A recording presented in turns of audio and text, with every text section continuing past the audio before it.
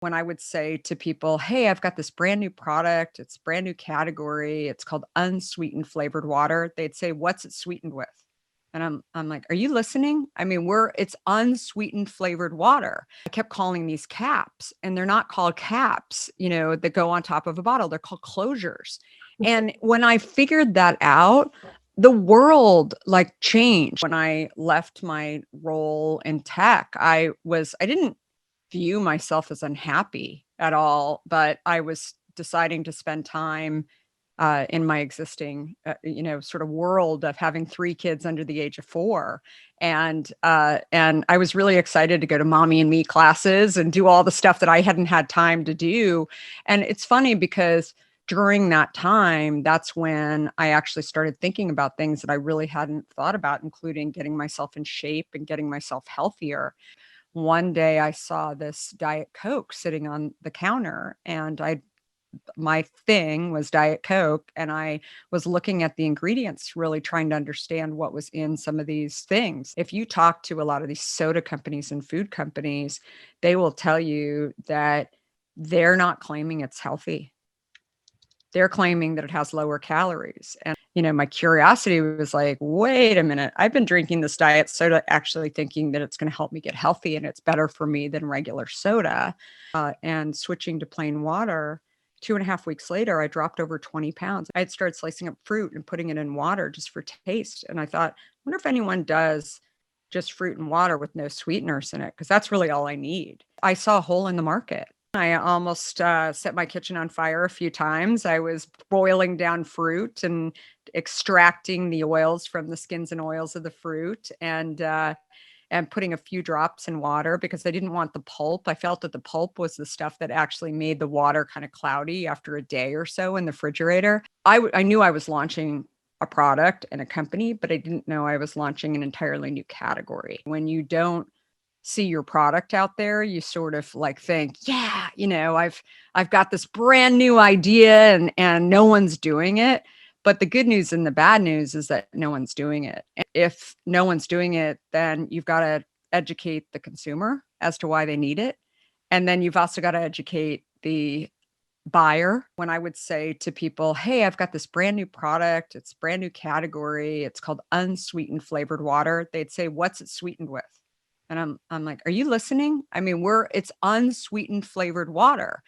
And they would say, "Oh, well, I don't have anything in my planogram.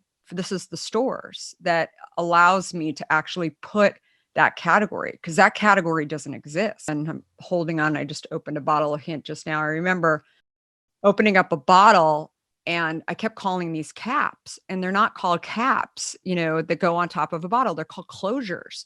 And when I figured that out, the world like changed. I mean, when I was calling around to bottlers and I kept saying, "Oh, so what kind of cap do you use?" And they'd say, "Cap? What are you talking about?" All of a sudden I say, "What kind of closure do you use?" "Oh, blah, blah, 16 millimeter, blah." Once you speak the language, your life changes, right? You get credibility, all of these things. Even if I didn't have experience, all of a sudden it was, I'm speaking in their language.